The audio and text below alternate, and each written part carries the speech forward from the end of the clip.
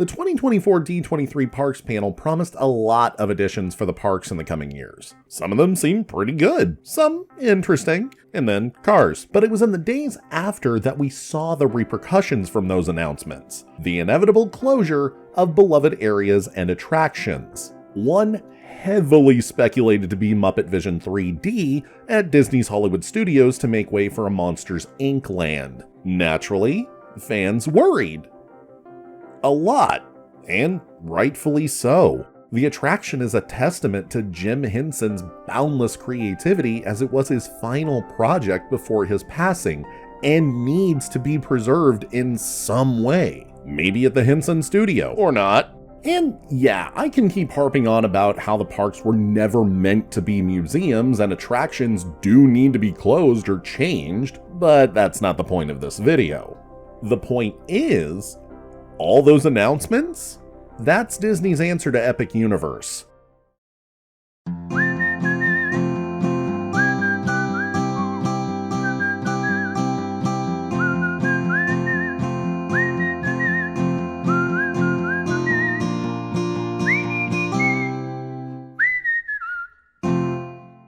Over the course of the summer, Universal revealed details for their latest theme park in Orlando, focused on the 5 unique areas within: Celestial Park, How to Train Your Dragon Isle of Berk, the Wizarding World of Harry Potter Ministry of Magic, Super Nintendo World, and the first land dedicated to the Universal monsters, Dark Universe. Needless to say, folks are justifiably excited for when this opens in 2025, myself included. I live in Darkmoor. In fact, I'm there now. I filmed this in my new place. Like, ignore the fact that it looks totally normal, like my normal setup. This is Darkmoor, dark universe, dark place, Monsterlandia. Which means I made the conscious decision to move to Florida. This story is falling apart. Anyway, with so much cool stuff in Ministry of Magic all in one place, it's hard not to be hyped. But, and inevitably so, the question of how Disney would respond was brought up. And for a while there, the answer seemed like bus wraps. Every time a new video about Epic dropped, there'd be a new wrap for Disney World buses. After the third one, someone must have caught on and kept up the bit. However, back in May, when asked about Epic Universe at the Moffat-Nathanson Media and Communications Summit, CEO of Disney, Bob Iger, said, "As we've seen in the past, when Universal's expanded, it does bring more visitation to Orlando.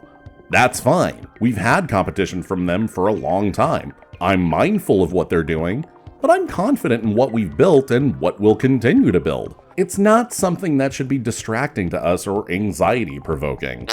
Things weren't looking too good. In fact, there seemed to be more attention being paid to the Disneyland Resort's recently announced Avatar experience and Disneyland Forward after Epcot's transformation was complete. And yes, high tides raise all ships, but Universal has been picking up a lot of the slack lately. 2024 alone saw the introduction of DreamWorks Land, the Mega Movie Parade, and the sensational Nighttime Show. Not to mention in the last 10 years, Diagon Alley, Hagrid's Magical Creature Motorbike Adventure, and Velocicoaster. Universal has been re-establishing itself as a one-stop shop for families and thrill seekers alike. And on top of that, they'll have Epic Universe. So, really quick, let's go over what this new park has to offer.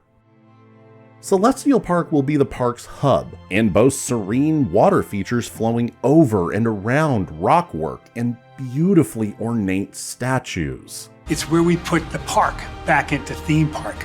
As well as include a few attractions itself. There's the Constellation Carousel and the dueling roller coaster, Stardust Racers. In How to Train Your Dragon Isle of Berk, you'll have the launching family roller coaster Hiccup's Wing Gliders, the Dragon Racers Rally Skyfly Flat Ride, the interactive water shooter boat ride Fire Drill, and a theater that will showcase the untrainable dragon that was originally introduced at Universal Beijing. Super Nintendo World will include everything currently in Universal Japan. Mario Kart Bowser's Challenge, the Yoshi's Adventure Omnimover, and the Power Up Band interactive games. But will also open with the Donkey Kong Country area with its inventive roller coaster, Donkey Kong Minecart Madness. The Wizarding World of Harry Potter Ministry of Magic is set in Wizarding Paris during the events of the Fantastic Beasts films, and will include a special effects show called Le Cirque Arcanus. But the main ride, Harry Potter and the Battle at the Ministry, transports you to the British Ministry of Magic via the Flume Network to witness the trial and attempted escape of Dolores Umbridge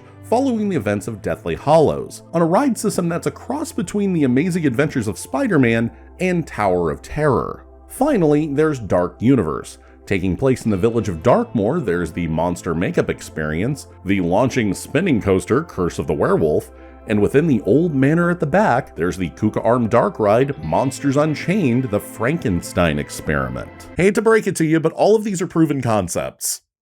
There's nothing wrong with that, and some of these are legitimate upgrades of other rides, but there's a way to experience literally all of this at other parks. Monsters Unchained is Forbidden Journey. Battle at the Ministry is the aforementioned upgrade, but it's still basically Spider-Man or Transformers. There are literally no shortages of launching roller coasters throughout the world, and Super Nintendo World is...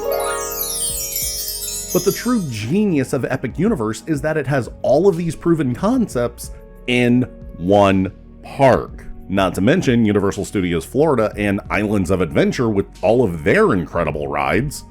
Most of their incredible rides. So Disney's solution seemed obvious. Build a fifth gate. But building a brand new theme park from the ground up takes at least a Tron light cycle run amount of time, and that's not even including Blue Sky. Instead, they went with announcing that they're filling out the other 3 parks over the next 5 to 6 years. This isn't Blue Sky. We are gonna do all of this. Kicking things off with Animal Kingdom, Dino Land USA will be transformed into the Tropical Americas, complete with a retheme of Dinosaur into an Indiana Jones ride, and a new carousel featuring Disney animals, as well as an Encanto ride. And winter of 2025 will bring Zootopia Better Zoogether under the Tree of Life, replacing It's Tough to Be a Bug. Hollywood Studios will be receiving a Monsters Inc. land with the long in development Door Vault roller coaster. Finally, at the Magic Kingdom, a couple of attractions inspired by the Cars franchise will be making their way into Frontierland, and a land dedicated to the villains will finally be built. Not gonna lie, these look promising. Yes, even the Cars stuff. They'll add scenery and kinetic energy. Also, you know for a fact they only put the villains land in development solely because of Dark Universe. But will all of this be enough to combat Epic Universe? Honestly, we'll have to see once everything's open. As is the nature of theme parks, a lot can and will change between now and then. This concept art, believe none of it. But Universal will unquestionably dominate in 2025. 2027 and beyond, let them fight.